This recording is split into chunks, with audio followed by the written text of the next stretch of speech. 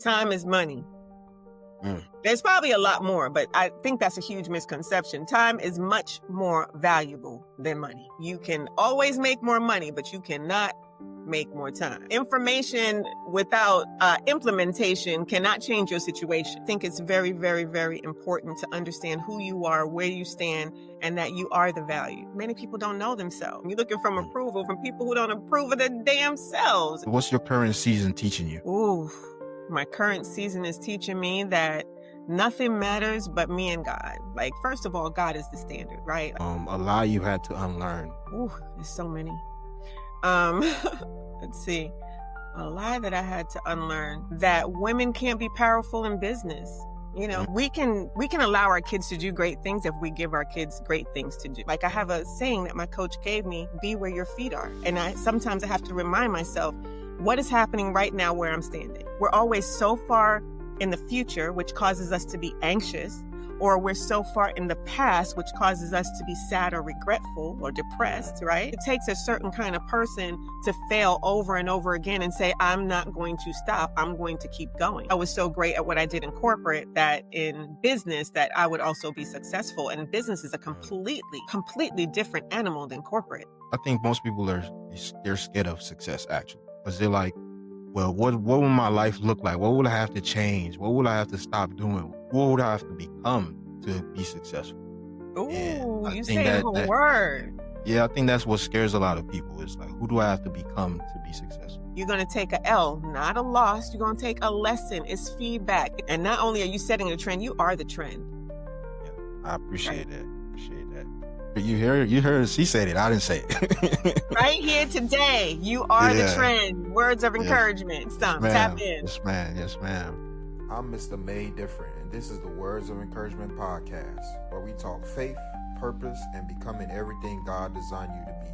Let's get into it. All right, welcome to another Words of Encouragement podcast. I'm your host, Mr. Made Different. Today, I got a special guest, first female guest of the podcast. I'm excited, super excited for that. Today's guest is somebody who doesn't just coach leaders, she transforms them. She's the chief life officer and a powerhouse C-suite coach who helps high-level executives move from being busy to being aligned, from scaling revenue to actually scaling their lives. With a track record that stretches from Tampa to global platforms like Mind Valley, she's guided top performers out of burnout and back into purpose. Her mission is simple but powerful: to help leaders win in business without losing themselves in the process. Family, faith, and fulfillment aren't side notes in her coaching. They're the foundation. I'm excited for you to hear her wisdom and practical tools. Help me welcome Debra Evans to the podcast. Debra, thank you for being here. Well, thank you for having me. This is a pleasure, and I'm honored to be the first woman on the show. That means a lot. My wife was kind of the first. We did a live, I guess, back in February called "Why Did I Get Married?" And we're just giving marriage tips, but it's like the first official, pre-recorded episode where we're doing it that way. So I'm excited. Okay, I'll take second day different any day. I'm here for it. Yes, I appreciate it. So to give us a bit about your background, how you grew up, where you grew up, and just what kind of led you into being a coach? Well, that's an interesting story. I grew up in Brooklyn, actually, and then moved to Florida when I was in my 20s. Spent a lot of time in Miami, and then ended up here in Tampa, where the rest of my family resides, my parents and what have you. But I have been in financial services for like 20 years. I work with a Fortune 500 company, and I work with high income clients. And after doing that for like 20 years in the corporate realm, I decided that I wanted to step out and do something on my own. I never thought I would end up in coaching, of all things. I didn't even really know what a life coach was or anything like that. But as I stepped out and started my own wealth management firm, and just to say, I was doing taxes in the corporate field as a philanthropy project with the company I was working with alongside H&R Block. And we would go out into the community and do taxes for free for low to moderate income families. And I did that for about 15 years. a friend of mine came to me and said he wanted to be the Black H&R Block, right? So he wanted to start tax offices all over the country. And I felt like it was a no-brainer. We eventually parted ways because he franchised, and I decided that I wanted to remain, out on my own.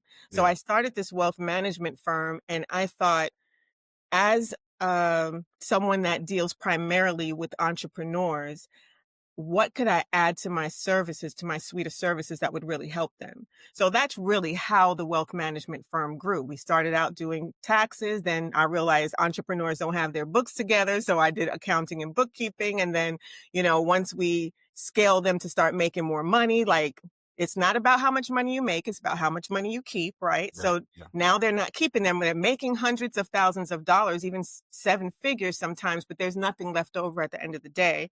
So then we started doing estate planning and trust and all of that stuff, and then insurance and different tactics to help them keep their money.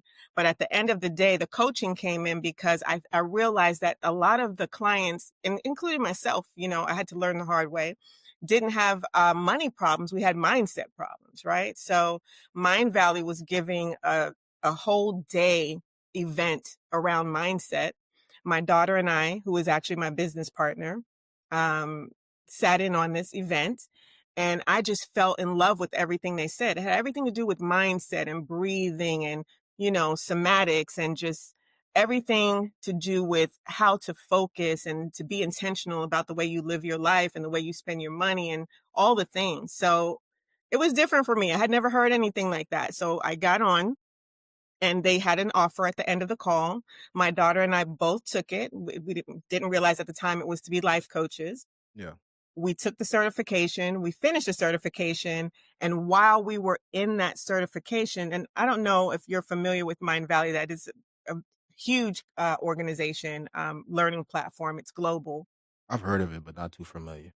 Yeah, it's one of the largest learning platforms in the world. So it's a global company. And while we were in the certification program, I realized that a lot of people were actually preparing to build their life coaching business, but knew nothing about business. So I was Mm, really doing it for my own personal reasons. And then yeah, once, because I believe in, you know, giving from a place of knowledge and experiential knowledge, Yeah. like from a place of knowing, not just a knowledge base, right? Because people will learn something and go try to teach it. I want to learn it and live it and then go ahead and share Yeah. that value, right?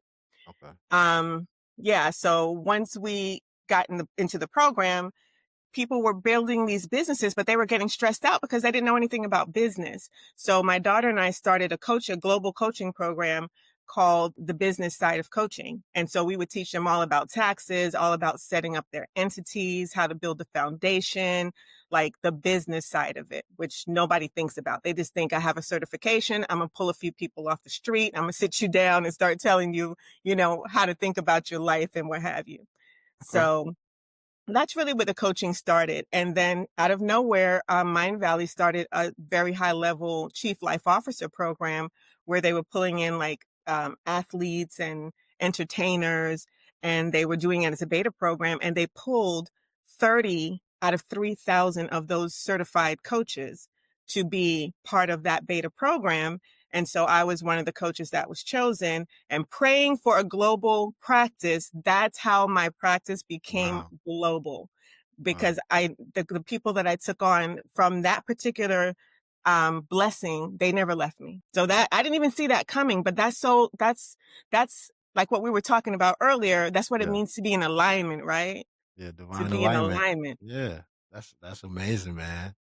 That's amazing. God take you from one place, put you here.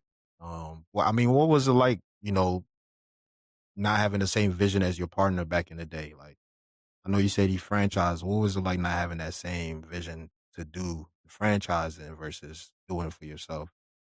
Well, he wasn't really my partner. So just to let you know, this was not my first business. This is my second business. And my first business, my daughter and I had an app in the App Store, and it was all about natural hair and all that good stuff. And it didn't go well, right? Because my thing was, I am like in corporate, I'm going up the corporate ladder, I'm having no problem, I'm knocking this thing down like easy peasy. So if I do a business, then it's going to rise up, it's going to be great, no problem. Yeah, yeah. Well, no. the business swept the floor with me. Okay. It was not pretty. So, the first business I was doing, had the app with his wife. She was also a business owner, and they had a conference in Miami. So what happened was, as we were going to lunch, we were out in the courtyard speaking. He had worked for Wells Fargo. Again, I had been in finance all my life. So we just start chopping it up about banking. And he's like, well, what I plan to do, I'm going to be the next H&R Block, because, they're not really, they're not the best thing for our community. I think that I could offer so much more and all these things. And I love what he was saying. And so I said, when you get ready to start your business, when you get ready to do this thing, which was just a few months out, I said, call me up, because he had a very cost effective buy-in price. Right. And at this point, it wasn't a franchise. He actually got 5,000 people to sign up with him to start tax offices all over the country. So at this point, he was just opening tax offices under his own license. But after a year in, he decided he wanted to be a franchise. And we had already started the wealth management firm. We had started building a name for ourselves, getting clients. So I think that kind of the group of 5,000 split like the Red Sea. Like half of them went with him with the franchising, because you have to be in compliance. There are certain things you have to do. You have to keep the company name. There are certain standards set for the franchise, but some people really wanted to do their own thing. And at that time, he was just doing taxes, and we had a full blown wealth management firm by then. Okay. Okay. So he wasn't necessarily my business partner, but he was definitely the person that pulled me in. And had I not been doing taxes with the company that I was working with previously in H&R Block for 15 years for free, for me, it was a no-brainer. So had I not just stepped into that, it probably would have been a very different story. But I decided I wanted to retire at 50. And so it was music to my ears, this opportunity. Got you. Okay, so you're a C-suite life coach, right? What does that mean, and why do leaders need one? Good question. Well, and just to let you know, like, I do not only service C-suite clients. A lot of the C-suite clients that I came on board with business coaching, I brought on board, came through that Mind Valley platform, that very high level coaching program that they picked the 30 out of the 3,000. And so it was something that I had to find my way through. But because the company I worked with, again, I worked with high income earners, you had to have 10 million to be able to even like speak to the team that I was on at the time, the US Trust team that I worked with. I was familiar. So when I started coaching, doing the business coaching and coaching these C-suite individuals, the thing with them is that they tend to not look at business in a holistic way. Like, I think that to be a great CEO, like, great, the business has to run. We have to take care of business. We have to be a great leader, but we also have to take great care of ourselves. Like, we have to make sure that we are doing for ourselves, because you can run. You can do all the things. You can be at every meeting, but if you're not taking time, if you're not getting the right amount of sleep, if you're not eating well, if you're not taking care of your body, if you're not hydrating and drinking your water, if you're not, for me, meditating and praying and all of those things, then there's an imbalance there, and that still shows through your work. And I find that a lot of them, even though they're very successful, they were still lacking in some of those areas, just simple things, just slowing down, like they couldn't slow down. And that brought a lot of healing to people in a way that it made them a better person, which ultimately made them a better leader. And also being able to hand off tasks. Like, some leaders are very like, not want to say controlling, but they feel like nobody can do this better than I can. So Yeah, delegation is huge. You have to yeah, be able to let go of some things. You have to be able to give people an opportunity to shine. Your team, it's the power of the team. yeah. Okay. Yes, as somebody that runs a small business myself and has done a lot, most of the work myself, I definitely understand. It could drive you into the ground. Just, I paint for a living. So painting houses, like I was doing a lot of work myself. Even when I had, people that I would bring on from time to time is like, you can't quite do it like me, so let me just move out my way. Let me do it. So Exactly. until I It's so started most using important. subs and getting people that I could trust that probably have more skin in the game or, whatever it is to just help and take the load off and then critique what they did so they could correct it. Um, you know, that part was, I had to learn that. I didn't have a coach. I didn't have anybody teaching me. I just learned it based on seeing my father, how he operated, and then how I was operating same way. I was like, let me change a little bit because want to do what he did. He's still doing stuff himself, and I'm just like, you're doing too much. But that's Mhm. that's amazing. That's amazing. So you've coached leaders at the top of the industry. What patterns do you see when someone is successful but stuck? Like what? I know you said that they're doing everything themselves. Like, but what are the patterns between those things? Like, Well, some of the patterns I would see, like I said, lack of sleep is one, right? And that definitely interferes with your performance. And while they don't want to delegate, they do have teams, but they're still micromanaging in some cases, which is not a good thing for the leader. It's not a good thing for the team, right? Then we also have just feeling like you have to show up a certain way for your team. And I feel that being human in business, business for me is all about relationships. Everything is about relationships. It's relationships with your employees, it's relationship with your partners, relationship with your spouse, your kids, and ultimately the relationship with yourself and with God. So everything boils down to relationships. And if you're not a person, if you're just the person cracking the whip and you're not relatable and you're not someone that your team can sit down and speak to and be honest with, that if they can't relate to you, then that's a problem in itself. So I think just kind of loosening up and being a little more authentic, which is the highest frequency, even higher than love, right? Authenticity. yeah. Being authentic is huge. But the problem is that a lot of people have a hard time being authentic because many people don't know themselves. Mm, So that's a whole other podcast right there, okay? yeah. Yeah. A lot of people just don't know who they are. So taking time to roll that back.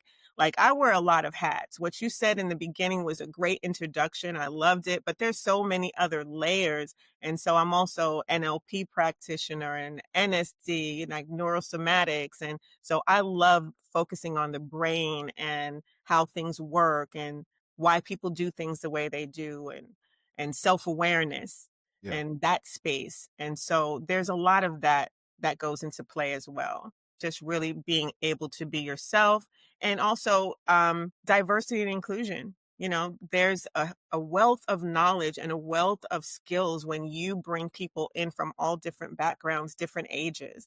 There could be some flexibility there. Sometimes there's not as much as there needs to be. And now I think with AI, that may even, there may even be less, right? Because we go ditch the whole team for a couple of bots, right?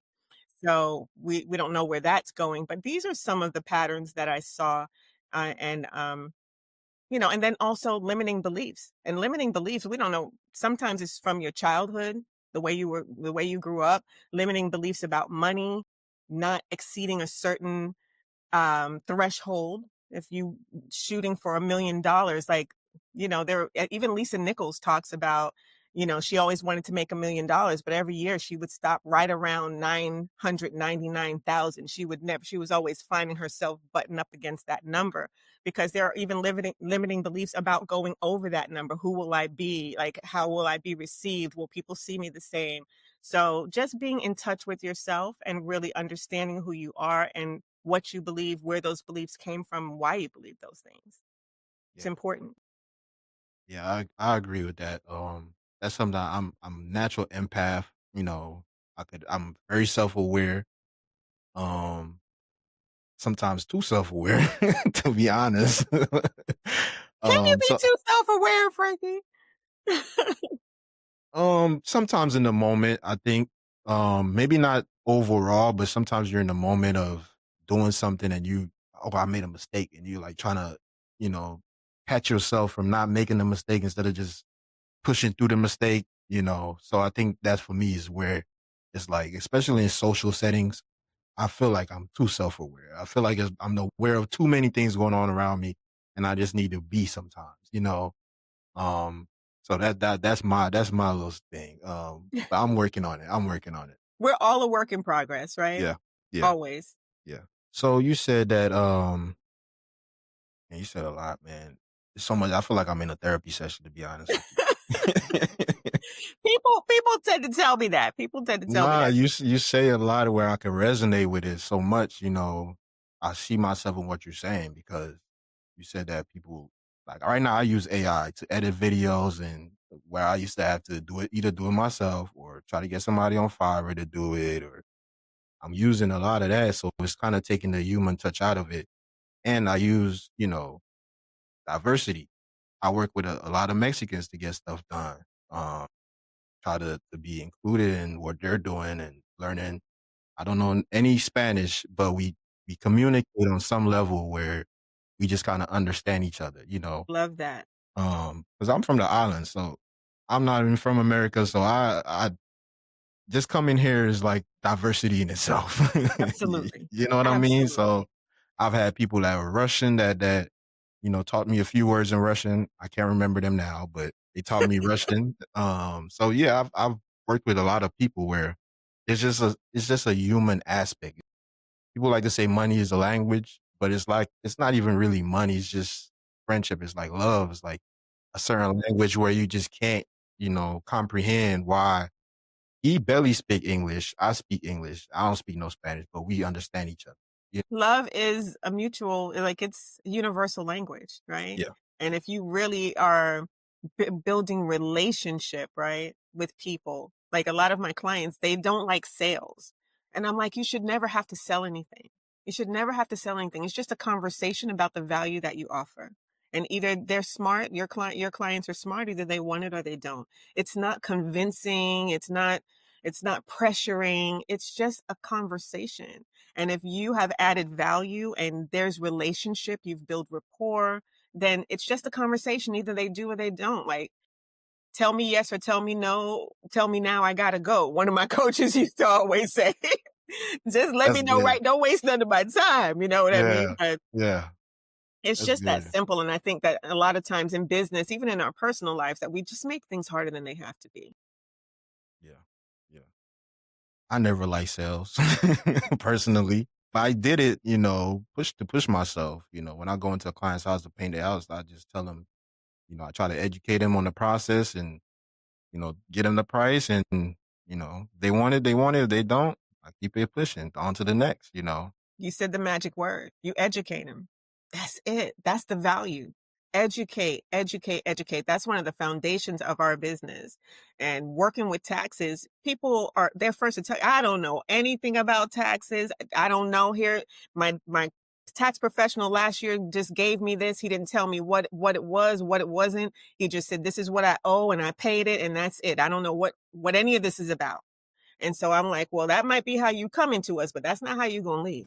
Okay. You're going to Yeah. understand your taxes this year. Okay. Yeah. Because, Yeah. that's a must, and I think that anything that we're not aware of, anything that we don't understand, like we can't control. So if you don't understand your taxes, then you don't understand your money. And if you're a business owner and you don't understand your money, then that's the lifeline of your business. What are we really doing here? Like, make it make sense.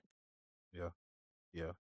I see Yeah. that. There's still things that in business I just don't know. Still learning, and the continued education of learning what I don't know. Like, you And the never more know. You don't know what you you don't know what you don't know, right? exactly, And the exactly. more you learn, the more you realize that how much you don't know. Yeah, That part, because I'm always learning and I love a good coach. I love a mentor. There was a time that was a big learning, that's a big lesson for me in business that, because I was so great at what I did in corporate, that in business that I would also be successful. And business is a completely different animal than corporate. Completely different animal. And at first I thought, I'm a smart girl. I can learn these things, trying to do all the YouTube videos and watching lunch and learns on Instagram. No. When you invest in yourself, then that's when you will get the real value. And so when I started investing in coaches and mentors, then I started to realize, like, okay, I get it. They're going to tell you the what and the why on these free webinars, but they're never going to tell you the how. You're going to have to pay yeah, for that how. yeah, And when I Yeah. started paying for the how, it made all the difference in my business. Yeah. It's, they say that they give the education for free, but the implementation you have to pay for. So, And um, everybody's like, "Oh yeah, yeah, you dropping gems. Knowledge is power." Well, yeah, information without implementation cannot change your situation. Okay, yeah, it's yeah, just that simple. If you don't apply it, it's all about results for your customers, results for yourself, and finishing what you started. A lot of people have a problem with finishing, but that again is a mindset. It's a limiting belief, and that's why we keep this open loop, because you build confidence within yourself based on the things that you finish. Even if you finish and it's not what you thought it was going to be, you're going to take a L, not a loss. You're going to take a lesson. It's feedback. It's just, it's learn every way. It's not going to work until it works, right? You focus on you until the focus is you. You just got to keep doing what you got to do. Like, it's nobody said it's going to be easy. It's simple. It's not easy. And failure is feedback. And that again, in business, failure is feedback. In corporate, failure might mean you gonna lose your job. It's completely different. yeah, Yeah, you can't have too much failure in corporate. Like, why you not meeting these numbers, right? yeah. Exactly, exactly. Yeah. So for me, I think I'm not afraid of failure. I've failed numerous times in my life. When I was in school, I used to get some of the worst You and me both. grades, you know. But I keep trying. So I think my biggest thing is why I haven't reached the place that I want to reach is my fear of actual success. Like you said, finishing. I have a problem with finishing. I'll start something here, start something here, start something here. Now I got 10 things I'm doing. And it's like I'll finish maybe 3 of those things. Um, and I think my biggest thing was just, success. Like I wasn't scared of failure, I was scared of the actual success out of it. Um, What scares you about success? at the time, not now so much, but at the time, probably damaging myself, I would say. If I get everything I wanted when I was younger, I'll probably destroy myself. I'm not even gonna lie to you. This is real. Like you see these football players or basketball players that get so much money early on, and if you don't have certain disciplines, and I didn't have the certain disciplines, I would destroy myself. From drugs to alcohol to parties, whatever. All of that, all the temptations. But as of late, since my daughter was born, I went started going back to church, and I was like, man, like this is the thing I've been missing. I was out there searching for all kind of things that didn't fulfill me, but this is the relationship with God is what I was missing. And in that Mm, relationship with God is kind of start building who I actually am. Like I always say, the man who I want to be is different from the man God want me to be. Those are two mm, different men, and I had to realize I had to identify that in myself.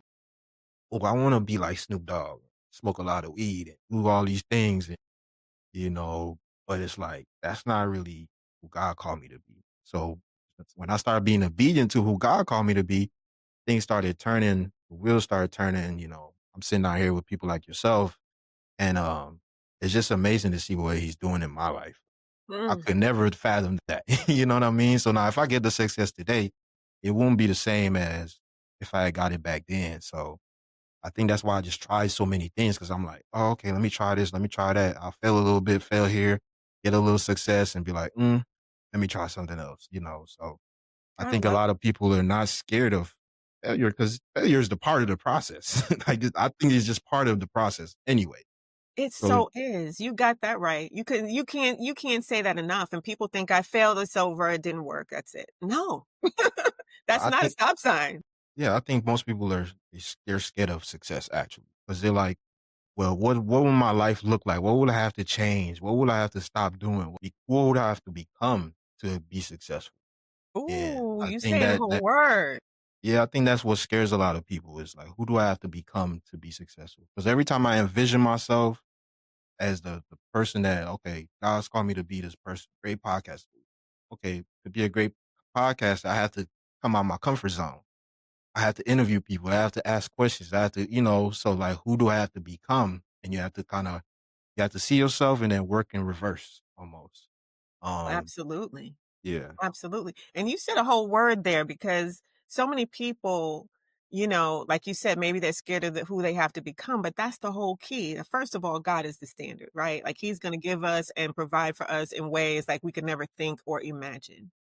But he created us in his image, right? So everything that he is, we have that within us, that seed of creativity, the gifts that are going to make room for us, like, like where our names are going to be mentioned in rooms that we could never enter into, all of these things. And, we have a concept here, be, do, have. People want to see you and have the things you have, but they didn't do the things you need. They don't even know half of the things you did to get to Yeah. where you are, right? Just like we're talking about failure and how many times we had to fall and get back up, brush ourselves off and go at it again. The failure being the feedback, taking lessons instead of losses, right? Understanding that this is part of the process. But it's not just doing what you had to do to get to where you are, but you had to become the person to do that thing, because it takes a certain kind of person to fail over and over again and say, I'm not going to stop. I'm going to keep going. Most businesses fail within the first 5 years, right? So I have to be very happy to say we started in 2018. We still here. We're going on 10 years. And, I'm a serial Congratulations. entrepreneur. So I Yeah. have many businesses now, right? And I couldn't even imagine that. And I just woke up one day and said, I want to retire at 50. Because I saw my parents work till they were older. And I saw so many people work till they were 60, 70 and pushing it to get to the full Social Security payout. That's a whole joke. Yeah. But then they stop working and then they pass away. Or they go, I knew one lady who worked till she was 80 and it's like, I'm going to go on this cruise when I retire. Do you know she passed away on the cruise? She passed away on a cruise. She worked for the same company I worked for 45 years. And we kept saying, when are you retiring? Not when I turn 80 and I'm going to take my cruise. She passed away on the cruise. That's not going to be my life. So I just made up my mind, but that be, do, have, like you have to be the person to do the things, because you can say, I can do these things all day long, but when it's time to actually do the work, no, it takes a certain kind of person. It takes a certain type of consistency and, dedication and commitment to do the Yeah. things, right? And to do them with excellence, to do them in a way in which people want to, patronize your business. They want to give you referrals. They want to, they want to be with you. They want to be loyal to you. Like the clients I've had them since 2018. Like they haven't Yeah. gone anywhere, and they're telling me I'm not going anywhere. My daughter is always telling me, who's my business partner, she's like, you don't have clients, you have friends, you have family. Like they're all your family, and I feel like they're family Yeah. because I have that love for them. And I started my wealth management from some of the strategic partnerships I set up. The attorney that I brought on board to do the wills and trust and estate planning is the attorney that did me and my family's trust and estate planning. Before I got my insurance license, the insurance agent that I brought on board to write policies for tax strategy and wealth building, because insurance is not just for when you die, but it is for wealth building, is my insurance agent who wrote my policies, my family's policies. So I'm not just pulling people off the street. These people are vetted, and they're the people that I use in my own personal life. And I think that's so important. Wow. Wow. Wow. That's good. Relationships. Relationships. I've been invited to a few Thanksgiving from some of my clients. They were like, I painted the house. They were like, you gonna come over for Thanksgiving? I'm like, I might, but that's cool, man. That's cool. A lot of leaders are burnt out and still moving. How do you help them slow down without losing momentum? Ooh. How do I help them slow down without losing momentum? Well, I get them back in touch with themselves first and foremost, because it's easy to lose yourself in the pace of business and reaching the numbers, and the quarters are going by and you're trying to, make sure that you're doing better this quarter than you did last quarter. So I take them out of the business and bring them back to self in ways where they can sit with themselves and really think about what they want. Because a lot of business owners, while we're in business and our businesses are successful, it's not always what we dreamt of. Wasn't always the dream or the life that we desired. So sometimes it just looks like taking a vacation, stepping away for a while. Sometimes it looks like reconnecting with family, because a lot of times business owners spend so much time building the business that it really affects their families and their relationships in a negative way. And when some of the C-suite executives that I've dealt with get to that level, it really is, you're kind of making a choice. am I going to really, you're gonna miss some baseball games. You're gonna miss some, you know, ballet recitals. Um, so there's choices to be made. And so I think in helping them to find a balance in that space and to really be intentional, because nothing's going to happen without the intention. You have to be intentional. That time may have to be scheduled in. Those vacations may have to be scheduled in, making sure that you're finding the right people to delegate to, so that if you do need to step away, that you're not on a beach in Mexico on your phone, checking in every 5 minutes to make sure that things are being done and done correctly. So just setting up the infrastructure. And now, like you said, with AI, I'm not a person that's against AI. I love AI. We are actually launching an AI agency last September. So this last quarter, that's our main focus, building our team for that. And now that's going to help a lot more because there's a lot less people to manage. I don't think that, you know, I don't think like everything should be AI. I think it should be used as the resource and the tool that it is, to help implement some things and to help you to move faster and to reclaim some of your time again, so you can get back to family and those relationships that mean so much. And that's when that burnout starts to decrease. And then we also have to be aware of our mindset, right? Because the only thing that really matters is this present moment. And most business owners are moving so fast all the time. And most people in their personal lives, really, that we're not experiencing the present moment. Like I have a saying that my coach gave me, be where your feet are. And sometimes I have to remind myself, what is happening right now where I'm standing? I'm not thinking about next week. I'm not thinking about the customers that need to get their taxes filed by the deadline on the 15th. I'm not thinking about yesterday, the things I should have done that I didn't get done. We're always so far in the future, which causes us to be anxious, or we're so far in the past, which causes us to be sad or regretful or Mm, depressed, right? But mm. how often are we here in this very moment? Eckhart Tolle has a book called The Power of Now, which speaks very eloquently to this. Also, Jordan Williams has a book called The Secrets of Self-Awareness. Both of those books are amazing, speaking about being in the present moment, because you're worried about the future, but the truth of the matter is the future is now. And when I really get them to grasp that, because right now, the reality that you're living in, if you look around and you don't like what you see, this is a result of what you thought about in your present moments remembered.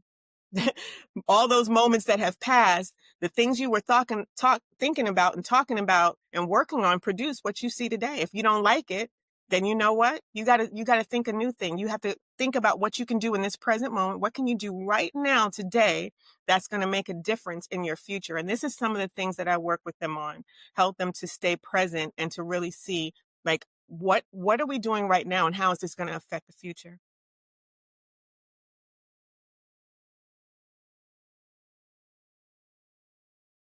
I got so many comments, but I'm gonna respect your time. I'm gonna respect your But I want time. to hear your comments too. Well, for me, I think like I practice like I've had so many times where I burnt out this year. Because for me, this year is like a transition year. You know, I went from one daughter to wife being pregnant again to going get a job at a hospital to paint to doing that from December to May when my wife gave birth. Um, being in that process, like transitioning from being full time entrepreneur, you know, I set my own schedule to going and work for a company to now being anxious about leaving the company because like, I've been getting a steady check. It's not enough, but it's steady to being a full support for my wife to, just trying to juggle these things, but still trying to make sure the bills get paid and being present for the kids, doing the podcast. So it's like I'm doing a lot, you know? And I found myself burning out maybe every 3 months. I was like pushing out content and I was just like, stop. Out of nowhere, I'll just stop. I'm like, I'm burnt out. And not till recent, I started using, like you said, the AI. I started using it a little more to just kind of help. Okay, let me schedule out my content. This one episode can give me 10 clips, whatever, put it out, every Opus day. clip. Yeah, Opus Clip. Like, Opus clip all and day. that it helps, you know what I mean? So just finding these little things where I could tweak while I feel like, oh, okay, I'm doing too much. Let me slow down and be present for, the little moments and not just be on my Mhm. phone all the time when I'm with my kids. all these things. Yeah. So, and I was speaking to somebody, they was like, you get burnt out every 3 months. People usually burn out every 5 years. I was like, Not hey, when you're it's not. really building something, and you did say, like, the podcast is something that you're now transitioning into, this Yeah. is a new thing, and yeah, so you have a lot of news in your life, so Yeah. it could be easy, and then, new babies, you don't get a lot of sleep. You don't get a lot of sleep. It's my daughter is my business partner now, but I did not forget, what it was like when I brought her home from the hospital. Yeah, you don't get much sleep. Yeah. Yeah. So that part too. When you called me yesterday, I was at the aquarium. My wife, it was a birthday. And I had to just, I was like, oh, I was trying to get to send you the link real quick. I'm like, I'll do it when I get home. Don't be, you'll get it Exactly. when she get it. Like, And it's I going to love work that out. because you were like, "I'm out with the wife and kids," and I Yeah. was like, "I love that. I Yeah. love that." And those are the things that your kids will remember. People think, "Oh, if I can't get them the iPad or the newest thing or the Jordans or whatever it is that they want," at the end of the day, they don't remember that stuff. They remember the moments. They remember the good times and the time you spent with them and what you did with them and the relationship they had with you. So it's so important. And now's the time to do that.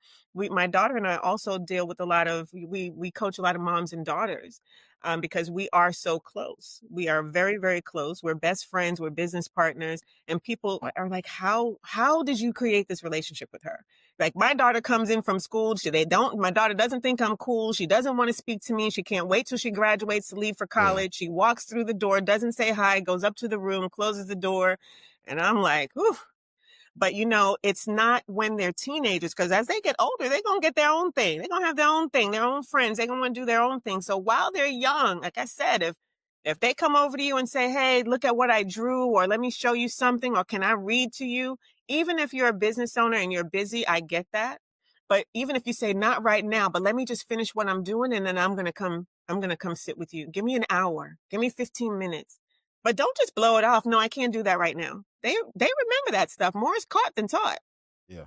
Yeah.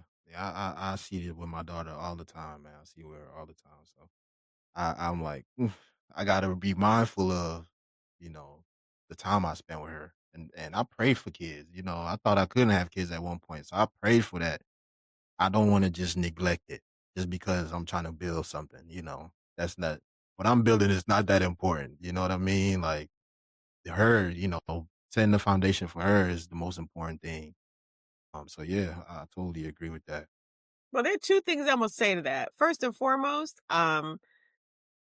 one of them is that I think that as a business owner, you should definitely bring your kids into the business. Like whatever you're doing. Like if your wife's doing leadership, if you're doing podcasts, if you're using AI, show her how to use AI. Like I have my nieces and nephews now, because eventually they're gonna be working for the Yeah. AI agency that we just put up. They're teenagers. Like y'all spending too much time doing nothing. We gonna make some money. Yeah. Let's, instead of you trying to go to McDonald's for a job, yeah, you can do this. This is too easy. So bring them in, because generational wealth comes from, families doing business together. It's important. And no matter how young they are, you can bring them in. And it would behoove me not to say, if your kids work for you, that is a tax write-off. That is a Yeah. deduction to your business. You having family dinners. If your kids are working for you now, that's a tax write-off, because you're having a family dinner, but you're talking about things that have to do with business. So it's a lifestyle. It's a whole different thing.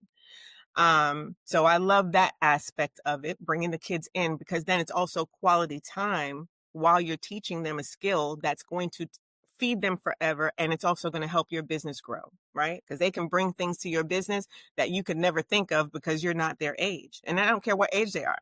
They can be 4 and they can come up, they can do something, Yeah. you know, Yeah. that can, that can You're right. add a little spice to your business. Yeah. Um, yeah. And then that other thing is just, never, we can, we can allow our kids to do great things if we give our kids great things to do.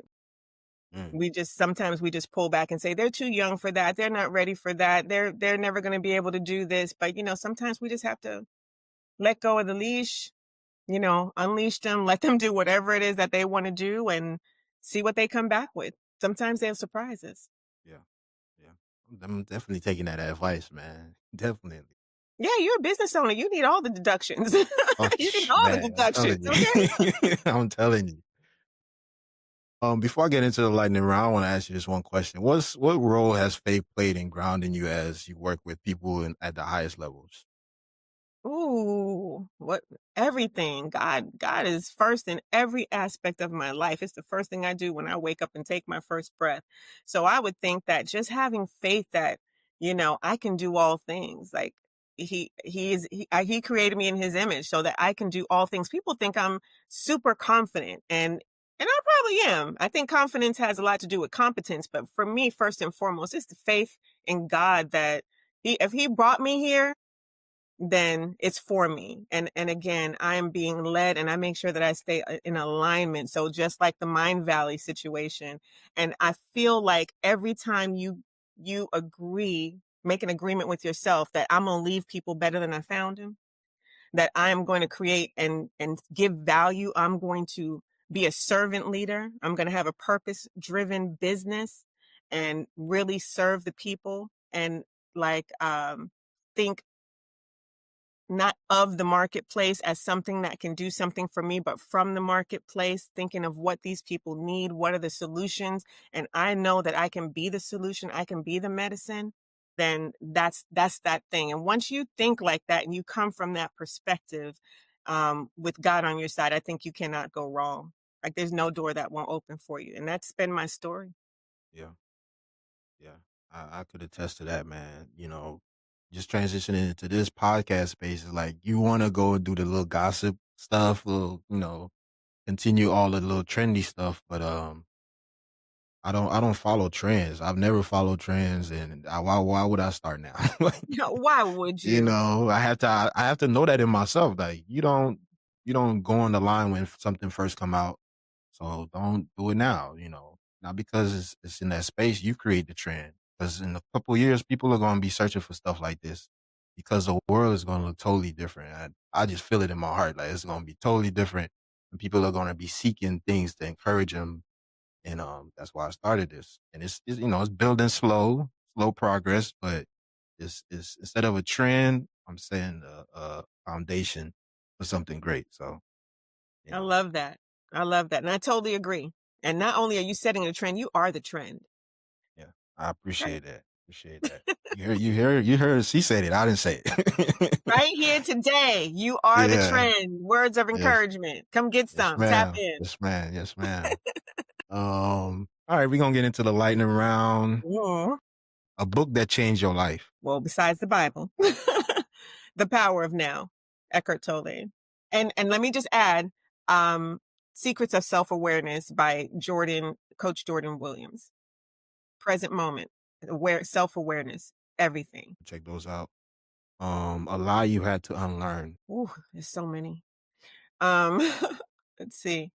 A lie that I had to unlearn, that women can't be powerful in business. Mm, Coming from a corporate space, I was the only woman in a lot of rooms. I was a VP and executive for 20 years. So there's a lot of rooms I was the only woman and woman. And then when I was the only woman, I was the only Black woman.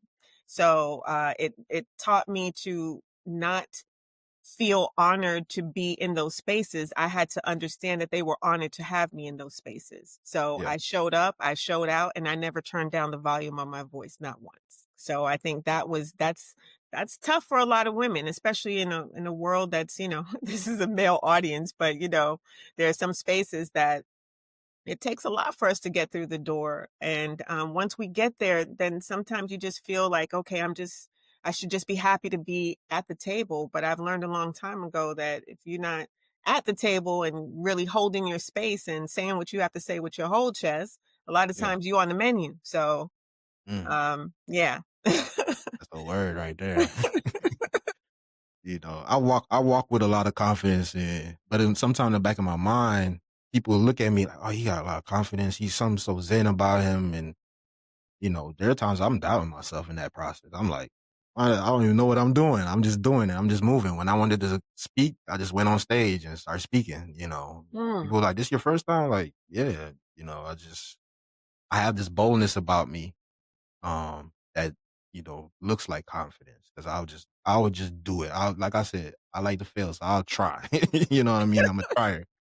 I'll try it. If I fail, I'm gonna learn and keep pushing. So Exactly. that's good. That's good. What's But your Go ahead. no, I was gonna say, but now you bring that up. Another lie is like that you're gonna like to wait till you're not scared to do something. Do it Yeah, afraid.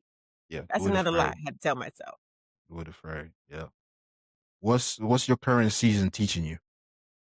Ooh, my current season is teaching me that nothing matters but me and God. Like, when is 1 + 1 = 3. It's me and God. And when you get with him, it does, that's not two. It creates something completely different. It creates everything.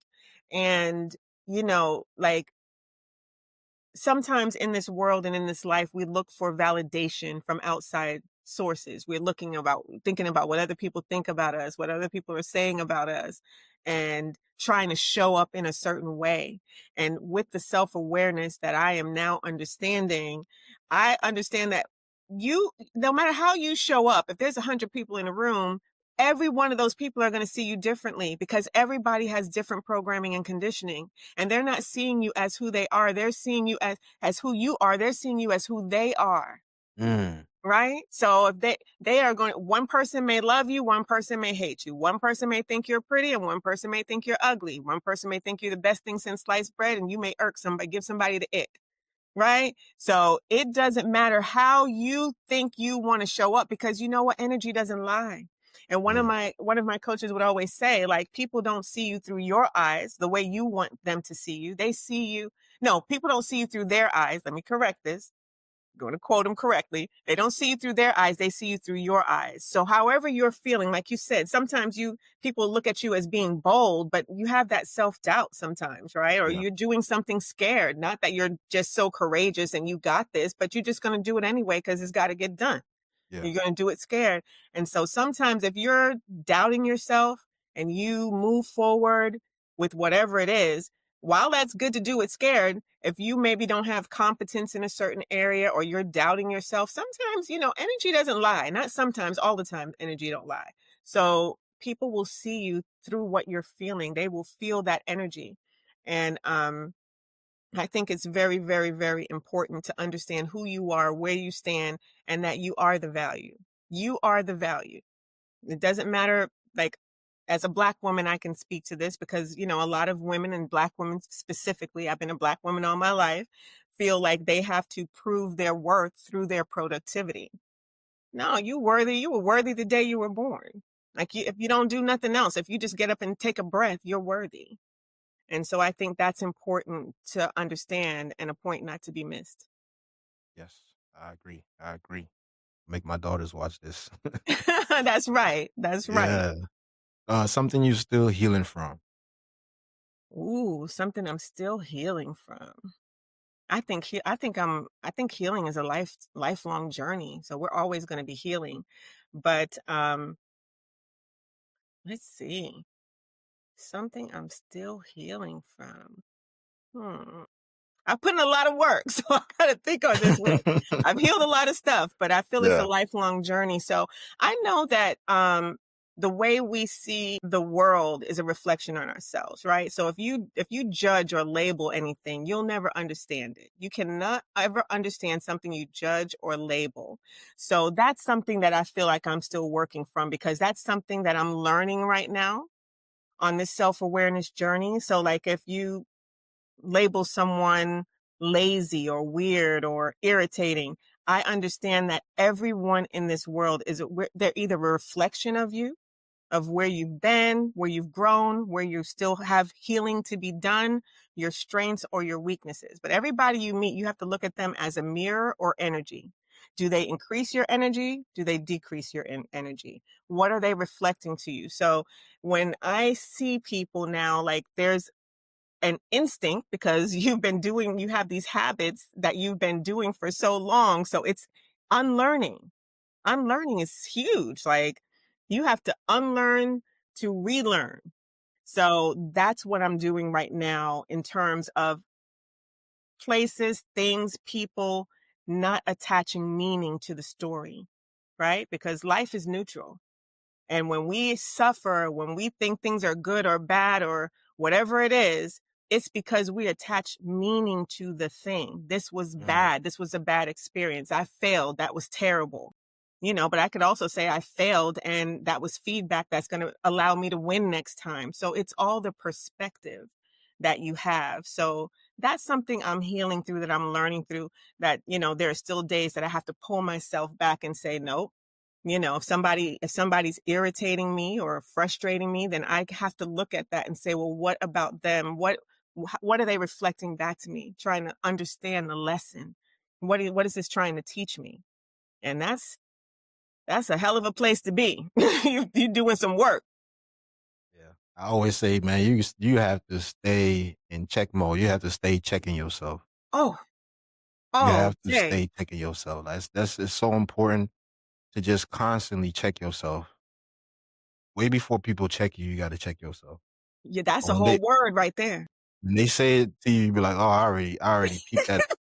I already peeped that about myself. I'm working on it. You know what I mean? That's just the honest truth. Because if they tell you something about yourself that you're not aware of, you might be like, oh, who you think you're talking to? And, it becomes a whole thing. But if you like, oh yeah, I understand I could be a little rude or I could be a little abrasive or whatever the case is, then it's not as, when they say it's not as awakening at the time, it's like, oh yeah, I'm aware of that. I'm working on it. Give me some grace. You know what I mean? Exactly. That's just real. So Yeah, because we all works in progress. We all mistake making machines. And it's unfortunate that we look for validation from other people, and people don't give their self validation. You're looking for approval from people who don't approve of their damn selves. Excuse my French. You know what I'm saying? They don't approve of themselves. So, you're looking for love from people who don't love themselves, who can't give you what they don't have. man, you might have to be my co-host. I I love got this. you. I I love this. got I you. love this. Oh man. Last one. One thing leaders should stop saying or stop doing immediately. Ooh, stop saying or stop doing. Time is money. There's probably a lot more, but I think that's a huge misconception. Time is much more valuable than money. And people think, oh, time is money. No, time is not money, not even close. You can always make more money, but you cannot make more time. Right. So I think that that's huge. And that comes back to that whole thing we spoke about earlier about the present moment. That's why it's so valuable. That's why you have to understand what your highest and best use of your time is. You have to understand, you got to get your number. What is my number? What is the number that I like, the highest and best use of my time? What does that look like? And if it's, for some of my clients, that number is 100,000 an hour. Some of my clients, it's $5,000 an hour. But whatever it is, if it's anything that's bringing you less than that, in terms of business now, we're talking about business. Your family has no number, right? They can Yeah. come see Yeah. about you, whatever they want to. But if it's anything any less than that, even if you can do it, it's not worth your time. You need to delegate that. And again, figure out your number. What are all the things you do? What is the thing that brings in the most income? And this is from a business owner's perspective, right? Because we're in business to make a profit. So what is the thing that makes you the most money? And then, so yeah, you need a website. Yeah, you can build a website, but it's going to take you 2 days when you can pay somebody, it might take them 3 hours. So what would you have lost in those 2 days? Sometimes the math, like numbers don't lie. Yeah. When you start doing the math and you understand, it took me a week to build this website. How many clients could you have seen? How many podcasts could you have put out? How many things could you have done to have generated revenue, but you were building a website when you could have just paid somebody? I don't care if it's 500, 5,000. You could have paid somebody to do that thing. Whatever level you feel like you want to pay them, there's somebody to do the job. And with AI, you can get a website in no time, right? You can go N8N. You can go to, there's so many places that you can go build a website. AI can build a website in 24 hours. So Yeah, you get have to really unlovable be aware. prompted. Mm-hmm. Oh, you just prompt it up. You prompt it up. Like I said, we're heavy on the AI over here. Heavy on the AI. So, yeah, just be mindful of that. So I think that's a huge misconception, and it's something that people say. And I think that people just parrot things sometimes. They don't really understand the meaning of it. And, they don't really understand what they're saying. And then after you say it so much, you start to believe it yourself. You That just is a fact. That is a fact. repetition is learning, right? Yeah. Yeah. Yeah. Oh man, this is the end of the lightning round. So this is words of encouragement. So I always ask people to leave words of encouragement for the person, maybe the younger version of yourself or somebody that's struggling in a place to find their identity or to just maybe they're struggling to burn out, whatever it is, just get them a word of encouragement from your standpoint. Mm. Word of encouragement. Everything you desire is on the other side of your fear. So whatever it is that you fear, whatever it is that the thing that's stopping you, the obstacle is the opportunity. You need to step into that fear. You need to step into it. It's not real. It's all happening in your head. The fear is the meaning you are assigning to whatever it is. Everything is neutral. And if it seems fearful, you are assigning fear to it. So don't do that. Whatever it is that you fear, that's the way to what you want, to the thing that you desire. And I would also say, in order for you to become the person that you desire to be, you have to first be very clear about who you don't want to be. So understand who you don't want to be, the things you don't want to represent, the person you don't want to show up as, right? And then start constructing and reverse engineering into the person that you choose to become. When you're clear about what you don't want to be, then you can be even more clear about who you do want to be. And when you become that person, the first thing you have to do is discover who you were created to be, and then fall in love with that person. Pillow talks with that person. Fall in love with that person. Anything anybody else brings you is just icing on the cake. It's a cherry on top. You good with or without anybody else. You have everything you need. Show up for yourself. Stand 10 toes down for yourself. Never turn down the volume on your voice. And anything you got to say it with your whole chest. That was a word, man. Miss Deborah, I don't even want to take up too much of your time. This has been an amazing, amazing episode. Please tell the people where to find you, where to follow you, what you got going on. I know you said you working with the AI. Tell them what you got going on. Okay, well, you can definitely go to our website, which is probably the easiest way to do that. It's rlkwealthmanagementgroup.com. Management is abbreviated, MGMT. I am the silver CEO across most platforms. I don't do a lot of social media. That's something I'm getting into now. We've been blessed to have our company to grow globally just, through minimal marketing. But now I'm about to step into that. And we are just starting our AI agency, but all of our services are available on our website. You can reach out to me via email or phone. We do free consultations. So if you just want to chop it up on a free consultation about any of the services that we can provide for you, anything that we can help you with, if you have questions, we're absolutely here for you. And don't hesitate to reach out. We are here. Please Thank you reach out so to much Miss for Deborah, having man. me. Yes, yes, yes, yes. We always end on a prayer, so I don't mind if you want to pray us out, or I could pray us out. It's out, but I'm always here for a good prayer. All Okay, right. okay. All right. Father God, we come to you today on another episode. We just want to thank you for this opportunity that you give us to just expand your kingdom, Father God. Father God, I ask for safety over Deborah and her family, her friends, her loved ones, and the people that she's stewarding. Father God, we come to you just to keep expanding our territory that you want us to reach, people you want us to reach, the loved ones that we may not feel the love from us all the time. Just let them know that we're here. It was the opportunity to change lives in this world and to grow your kingdom. In Jesus' name I pray. Amen. Amen and amen. That was good. And bless you and your family and those beautiful babies and this podcast. Yeah, I The world appreciate needs it. some words of encouragement right now. Thank you for this. Thank you for inviting me. No problem.